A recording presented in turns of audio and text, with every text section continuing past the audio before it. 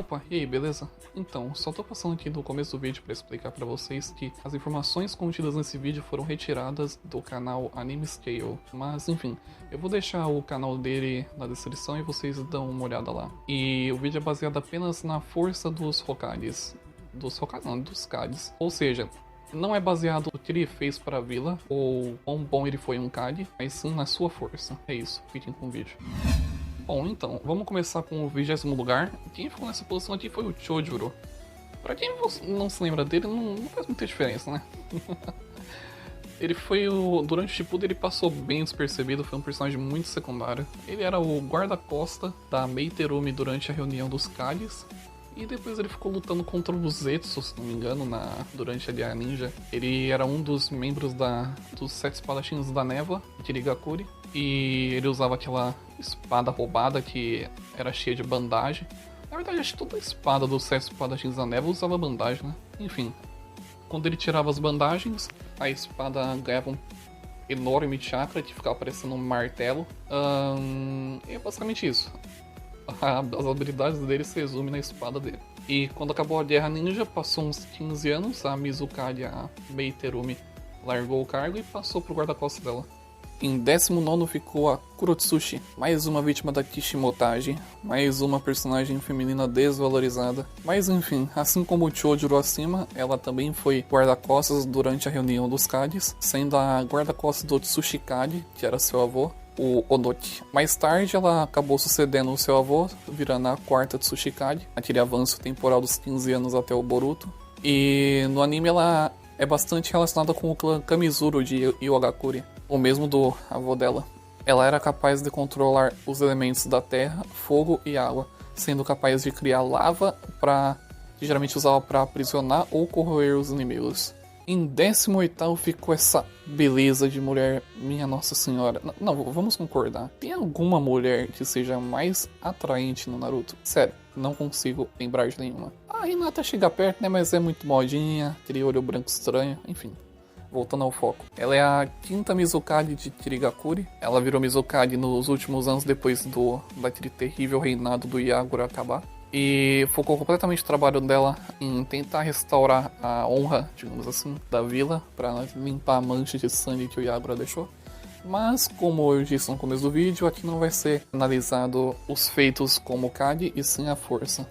Ela tinha um perfeito controle sobre o elemento de água, criando técnicas completamente roubadas, e também era capaz de expelir lava pela boca. Depois de alguns anos, ela acabou largando o cargo e deixando pro Chojuro. Já em 17º, ficou aquele Kage que arrasa. Desculpa, eu não podia evitar essa piada, mas é sério. Qual é o nome do cara de Rasa, velho? Rasa. Piadas à parte.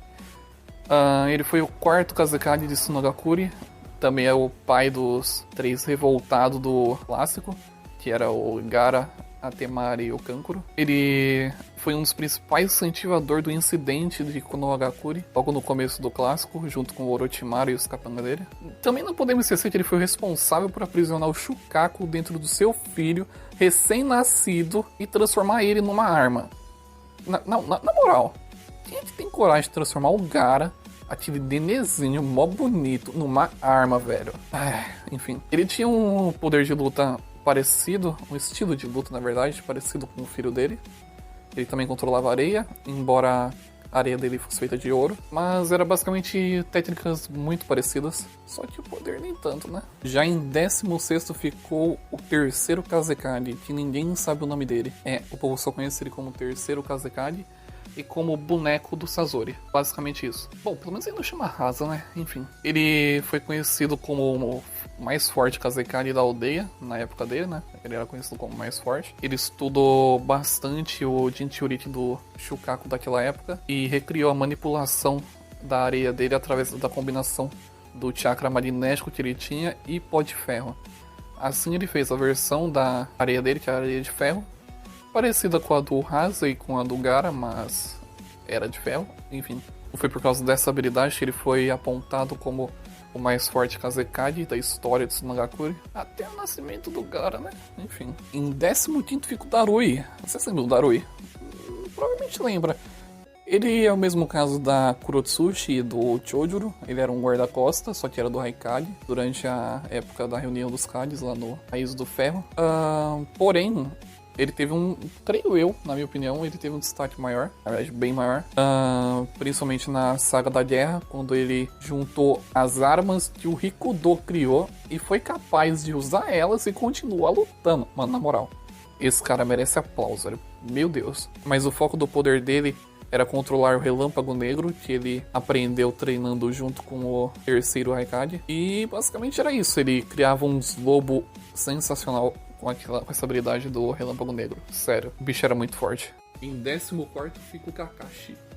Mas não é a versão do Kakashi que ele tem o Sharingan, sabe? Que ele roubou do amigo dele. Não. Aqui é o Kakashi com o poder puro dele. Que é alto, mas convenhamos, não adianta quando você não tem nada de chakra. Bom, todos conhecem ele, né? O sensei do protagonista. Ele foi capaz de bater de frente com o Obito no final da Grande Guerra Ninja. Aí o Obito acabou dando pra ele, depois de um tempo, o outro olho, o outro Sharingan. E junto com os dois Sharingans, ele chegou a causar danos até na Kaguya. Olha só, onde a pessoa sem chakra chegou. Enfim, quando ele perdeu o Sharingan, ele já não ficou tão forte quanto antes, mas ele ainda era um Kage bastante forte. Por isso colocou na 14º. Em 13º fica o Yagura, o famoso Jinchuriki do Três Caudas, e foi o quarto Mizukage de Kirigakuri. O Yagura é aquele caso que eu mencionei antes, que ele teve uma regência muito sangrenta e opressiva, que a Mei teve que consertar depois.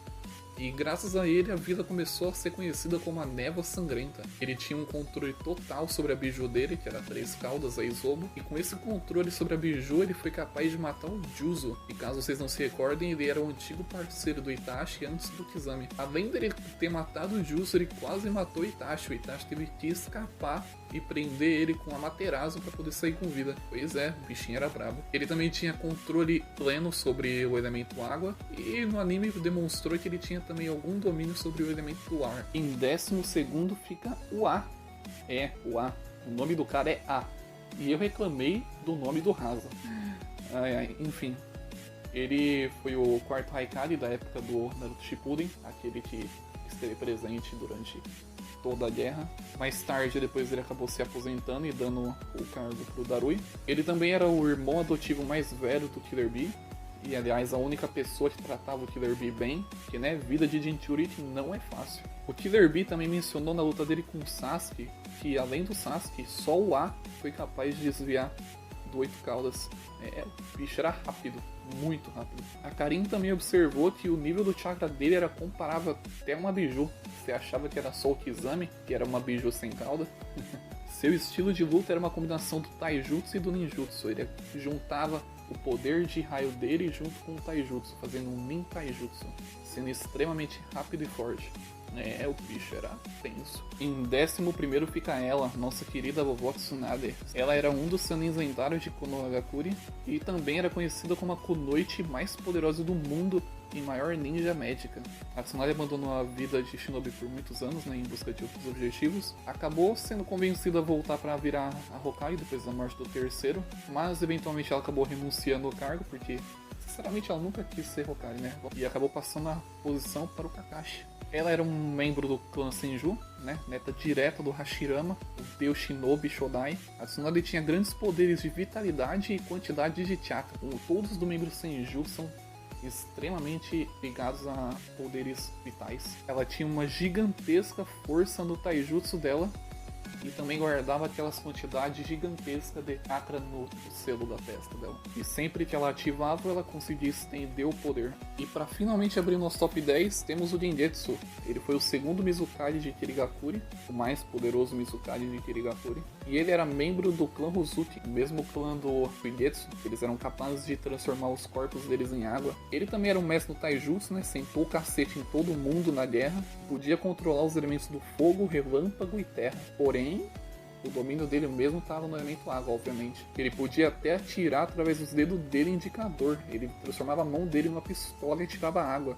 O bicho era brabo. Não podendo faltar também falar que ele tinha controle sobre o Yin Yang. E não são muitos os ninjas que podem dizer isso. Em nono lugar fica ele, nosso querido Gaara, personagem favorito de muitos de vocês. Bom, ele era filho do quarto Kazekage, aquele monstro que selou uma biju de caldo, Shukaku no próprio filho recém-nascido.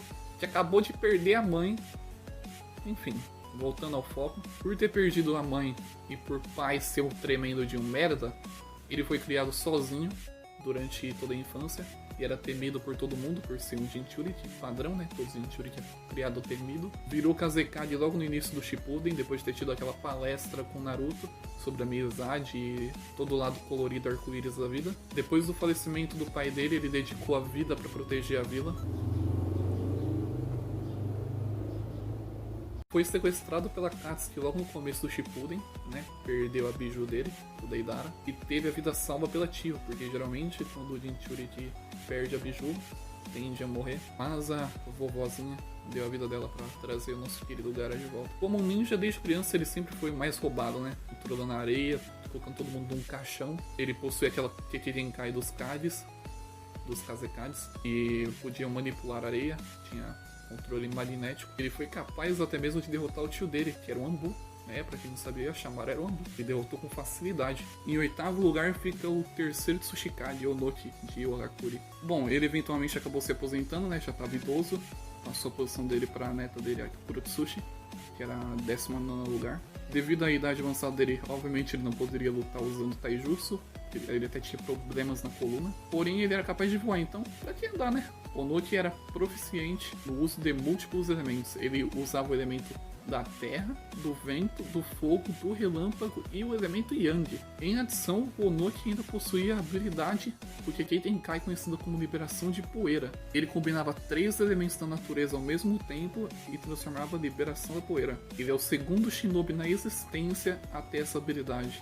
O único que teve foi um antecessor dele, foi o segundo Tsuchikage, mas a gente chega nele logo logo. Os ninjutsus de liberação de poeira do Onoki permitiam ele pulverizar os inimigos em tamanho molecular, velho. Tamanho molecular. Essas técnicas dele eram capazes até de destruir uma ilha inteira, velho. Não é à toa que ele segurou um meteoro, né? Você tem noção que precisa pra segurar um meteoro? Eu não tenho, mas ele tinha. Em 7º lugar fica ele, Mudiares. Bom, o Mudiares foi um cavaleiro de ouro de Atena, dedicou a sua vida pra... Não, pera, achei o anime errado. Em Naruto, o Mu foi o segundo Tsuchikage de Iwagakure. Durante a vida dele, o Mu foi conhecido como um indivíduo nulo. Ninguém era capaz de sentir a forma física dele ou o chakra. Ele foi qualificado como um ninja do tipo sensorial, por ter apresentado a capacidade de sentir chakra a uma distância de vários quilômetros. Ele era capaz também de se dividir em 2 para poder escapar de golpes. Porém, quando ele fazia isso, o poder dele dividia pela metade, né? Metade nele e metade na duplicata. O Mu foi um dos poucos shinobi da história que podia controlar os 5 elementos. Ele também tinha a Kekkei do Onoki, que era a Tota. É aquela Kekkei que ele podia misturar o elemento fogo, terra e vento e transformava na liberação da poeira. Assim ele podia reduzir os inimigos dele nada mais do que pó. Mano, ele destruía os inimigos no nível molecular. 6º lugar fica nosso querido vovô, Hiruzen. Ele foi o terceiro Hokage, tipo, no Gakure, mas isso todo mundo sabe. Sendo discípulo do Tobirama. O Hiruzen era tão forte que muitos também chamavam ele de Deus Shinobi. Acho que era só o Hashirama. Apesar de ser um vovô, né? Ele ainda é capaz de mostrar um poder de ataque muito forte, como ficou bastante perceptível na luta dele contra o Orochimaru. Era capaz de invocar o Rei Macaco, o Enma, e o Enma se transformava em um bastão muito roubado. Bom, ele foi conhecido como o Professor, porque ele tinha conhecimento sobre muitas formas de combate e sobre jutsus, e supostamente conhecer todas as habilidades de Konoha. Ele sabia todos os jutsus de Konoha. O Hiruzen também foi uma dessas poucas pessoas, assim como o Mu, que podia controlar todos os elementos. E em 5º lugar a gente tem outro A. Ele foi o pai do outro A, que era terceiro Raikage. Ele foi sem dúvida o Raikage mais poderoso que já teve. Ele foi capaz de combater um exército de 10.000 shinobi e ainda enfrentar 8 cauda, mano. Tem noção disso?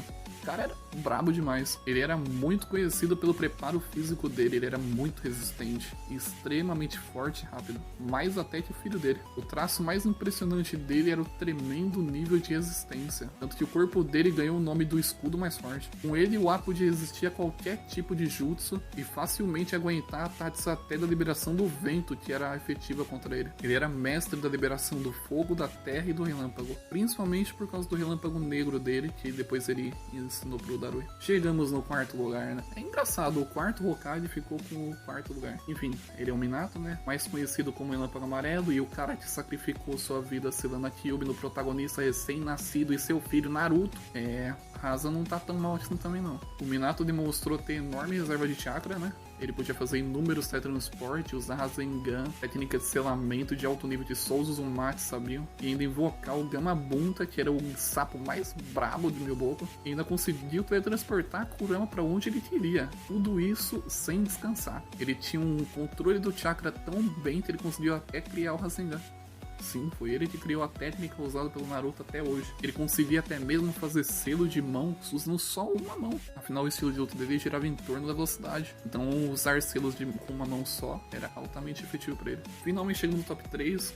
E no top 3 temos o Tobirama, o famoso autor da frase Uchiha bom é Uchiha morto. Enfim, ele foi o segundo Hokage de Konohagakure. Ele também era um membro do clã Senju e presenciou Hashirama e Madara fundando a vila de Konoha. Ele foi o ninja que criou quase todos os jutsus do anime.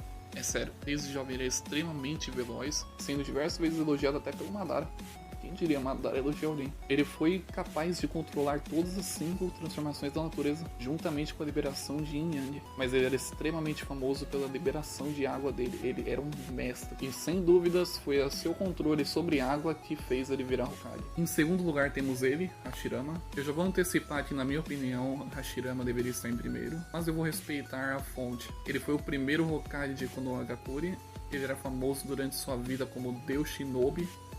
Deus Shinobi. Apesar disso, ele só queria paz. Ele não gostava de guerras e nem de combates. E por causa disso, ele criou Konoha junto com o amigo dele. Apesar de não ter sido capaz de alcançar a paz, ele chegou muito perto, né? E o legado dele continua a viver, o que moldou a aldeia décadas após a morte dele. Até o Kabuto afirmou durante a Quarta Guerra Ninja que o poder dele era tão grande que ninguém podia ser comparado com ele. O Madara admitia desde criança que o Hashirama era mais poderoso que ele. Nem com o Mangekyou o Sharingan Eterno e a 9 Caudas, ele nunca pôde derrotar o Hashirama, que usava o poder próprio e nada além. Ele era um herdeiro de Azura e membro da família Senju. Ele tinha uma quantidade enorme de chakra e a maior vitalidade que já teve no Naruto. Ele tinha a melhor regeneração do mundo ninja e até hoje as células dele são usadas para criar remédios e para ajudar na medicina. Além de ter domínio sobre todos os elementos e domínio sobre o Yang, ele também tinha a habilidade própria dele do estilo madeira.